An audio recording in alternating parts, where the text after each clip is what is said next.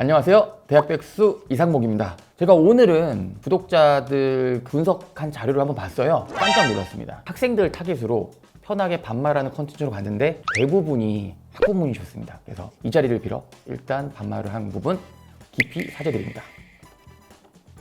네, 그래서 오늘은 조금 학부모님들도 있다라고 생각을 하고 조금 더 말을 조금 예의 바르게 진행하도록 하겠습니다. 아마 지금쯤 우리 학생들 학원 열심히 다니고 있을 거고요. 부모님들도 윈터스쿨을 보내놓은 상황일 겁니다. 대부분 이런 얘기를 할 거야.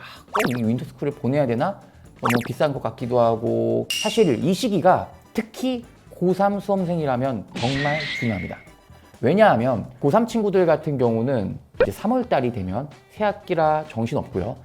4월달 되면 중간고사를 보고 5월달 되면 이제 중간고사 성적 가지고 내가 기말고사 준비 어떻게 해야 되지 하면서 6평 준비를 하고 6월달에 6평 끝나고 난 다음에 기말고사 준비를 하고 7월달에 기말고사를 보면 기말고사 끝나고 생기부 마무리하고 8월달에 이제 내가 수시 어떻게 쓸지 전략 짜고 9월달에 9평 보고 수시 원서 접수하고 나면 10월달이라서 큰일 났다. 이제 수능 한 달 남았네? 이렇게 됩니다. 예비 고3 친구들은 내가 하루에 10시간 이상 쭉 공부할 수 있는 시간이 이 시기밖에 없어요. 이 시기는 우리 학생들에게 조금 더 마음껏 투자를 해주시면 좋습니다. 다만 조금 유의할 상황은 있습니다. 너무 욕심부려서 너무나도 많은 학원들을 보내고 있는 부모님들도 계실 거예요. 그런데 생각을 해보면 학원 강의를 10시간씩 듣는 게 정말 좋을까라는 생각을 하시면 됩니다. 우리가 밥을 먹으면 좋은 운동을 해야지 소화하면서 내 몸에 좋은 근육들이 될 거잖아요. 겨울방학 내내 학원만 다니고 3월달 되면 충분히 그걸 자습할 시간이 없기 때문에 마치 내가 엄청나게 많이 먹고 운동하지 않고 바로 잠들어서 내 몸에 제대로 소화되지도 않고 빠져나가는 그런 현상과 동일합니다. 그렇기 때문에 이 시기에는 내가 학원을 가는 시간과 그리고 학생이 스스로 자습할 수 있는 시간에 적당한 비율이 필요한데요. 한 번만 듣고 알아듣는 친구들은 뭐 자습 시간이 적어도 괜찮긴 하지만 제 경험상 일반적인 학생들 같은 경우는 내가 강의를 듣는 시간과 스스로 자습하는 시간의 비율이 최소한 1대2 하루에 10시간 정도 공부한다면 강의를 들어야 될 시간은 3시간에서 4시간을 넘지 않아야 한다는 겁니다. 6시간에서 7시간 정도는 그 앞에서 공부한 것들을 충분히 흡수하고 내가 받아들이는 시간이 필요하다. 그래야 겨울방학을 알차게 보낼 수 있다라고 생각을 합니다. 그리고 이 시기에 이제 수시하고 정시를 고민하고 있는 친구들도 있을 거고요. 우리 학부모님께서도 우리 애를 수시로 보내야 될까 정시로 보내야 될까 그런 고민을 하고 계실 수도 있습니다.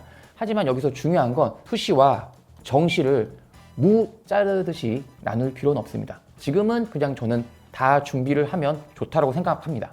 다만 이미 너무 조금 결정되어 있는 친구들이 있을 수도 있어요. 예를 들면 학생부에 비해서 수능 성적, 즉 모의고사 성적이 너무 부족한 친구들이라면 조금 수시를 준비할 수밖에 없는 상황일 거고, 학생부가 너무 좋지 않아서 결국 수능으로 정시로 가야 되는 정시 파이터들 친구들도 있을 거예요. 고3 학생들에게 좀 조언을 주자면 아무래도 수시 같은 경우는 수능의 반영 비율이 적잖아요. 그리고 있다 하더라도 수능 최저 학력 기준이 있는데 대부분 뭐 메디컬이라던가 고려대학교 같은 특별한 경우를 제외하고는 대부분 2과목 내지 3과목 정도만 반영을 하니, 만약에 내가 좀 수시에 집중하고 있는 친구다 라고 한다면 이 겨울방학 때는 내가 가장 잘하는 과목들 위주로 공부해서 더 발전시키는 그런 공부를 해야 되고, 오히려 정시 파이터 고3 친구들은 내가 이렇게 집중적으로 공부할 수 있는 시기에 내가 약한 과목들을 보강해서 일단 과목에 대한 밸런스를 맞춰두는 그런 준비가 되어 있습니다. 수시를 준비하는 친구들과 정시를 준비하는 친구들은 이번 겨울방학 때 공부하는 방향이 조금 다른 게 맞다라고 생각이 들어요. 겨울방학 이 시기에 공부를 많이 하는 것도 중요하지만 밸런스 있게 하는 것도 중요합니다. 수많은 학생들, 학부모님들이 의대를 가기 위해선 100점, 96점을 맞아야 된다고 생각을 해요. 근데 내가 지난 시간에도 이렇게 영상을 통해서 얘기했지만 수학이 92점, 88점이어도 충분히 의대를 갈 수 있어요. 특히 이 수능 같은 경우는 92점이 100분위가 99, 88점이 100분이 98이 나오면서 결국에는 이 친구들도 의대를 갈 수 있는 사례가 많이 만들어졌고, 실제로 제가 상담했던 친구들 중에서도 92점이었던 친구는 국어가 98점, 과탐도 좋으면서 가능했던 의대가 10개 이상 정도 되었고, 근데 88점 맞았던 친구도 올해 이번에 의대를 지원했고 합격이 가능할 거라고 보여져요. 그래서 이런 것들을 다 생각을 해보면 내가 지금 수학이 약하고 의대를 가야 된다고 생각해서 하루에 수학 공부 6시간, 7시간 때려박고 있는 우리 친구들이 있고, 우리 어머니 입장에서도 우리 애가 수학 부족하고 수학이 이미 88점, 92점이 나오고 있지만 100점을 맞아야 될 거라고 생각해서 수학학원, 수학 과외를 엄청나게 시키고 계실 수도 있어요. 하지만 그런 것보다도 다른 과목과의 밸런스, 영어가 1등급은 나오는지, 과탐도 최소 45점이 나오고 있는지, 국어 점수도 안정적으로 나오고 있는지, 즉 모든 과목을 밸런스 있게 맞춰서 공부를 해야 원하는 학교를 갈 수 있다고 하는 겁니다. 무턱대고 공부를 많이 하는 것도 중요하지만 학부모님들께서 우리 학생과 얘기를 잘해서 내가 과목별로 어떻게 공부 배분을 해야 내가 원하는 학교, 학과를 지원할 수 있을지에 대한 고민도 해야 된다고 봅니다.